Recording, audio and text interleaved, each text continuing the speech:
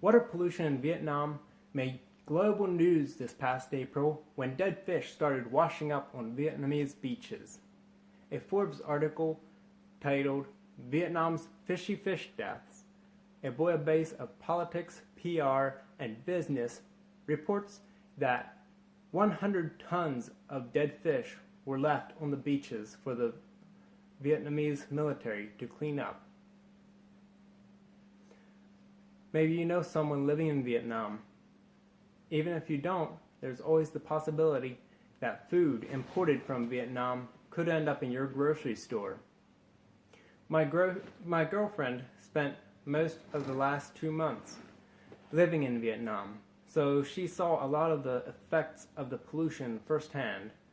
Vietnam has been struggling with water pollution for a long time, and the fish deaths is just the most recent thing to bring that back to the spotlight. We'll be looking at the causes of water pollution and also the effects it has on the environment and on people's health. First, the causes. Sewage from the cities is often undertreated or even untreated when it is dumped into the river. Agricultural waste is also mismanaged, adding insecticides and herbicides and fertilizer to the mix. According to an article titled Water Resources and Environment in and Around Ho Chi Minh City, Vietnam, the main cause of pollution is industrial wastewater.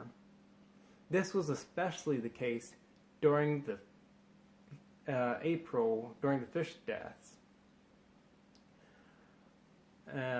Formosa had a wastewater system that malfunctioned, and they continued to operate and just pump the waste directly into the sea without treating it.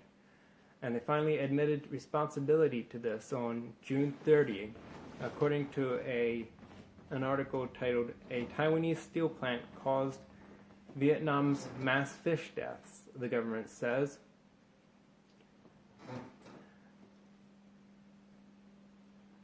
A lot of the smaller factories have no wastewater treatment system at all and always pump their waste directly into the river. This causes a major strain on the environment. The fish deaths were a dramatic example of the effects that water pollution can have on the environment. And during the rainy season, it is easy to see the effects also. The rivers are black and smelly, and they are littered with trash. Some of the pollution is not so easy to see. According to an article titled Case Studies of Groundwater Pollution in Southeast Vietnam, the groundwater around waste treatment ponds is often polluted, and this can affect nearby wells. This is a serious concern for people's health because they draw water from the wells, and it has pollution from factories in it, sometimes arsenic. And in an article titled The Cancer Villages, Factories, and the Environment, there was found a correlation between areas with extra high pollution and areas with abnormally high cancer rates. In an article on DTI News, it was estimated that water pollution causes cancer that kills about 9,000 Vietnamese every year. And even more major concern than cancer is microbial diseases that are carried in polluted water. NGO Resource Center reports that 80% of the microbial disease caught in Vietnam is caused by water pollution. The 6 most common waterborne microbial diseases affected 6 million Vietnamese in the past 6 years. This should be a major lesson for us. The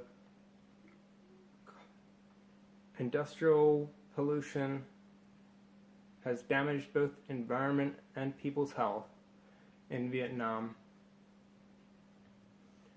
and it paints a bleak picture for living over there. And it makes me thankful for the relatively good water quality we enjoy here. William C. Clark said, "If one morning you could make the water clean in the world, you would have done, in one fell swoop, the best thing that you could have done for improving human health by improving environmental quality."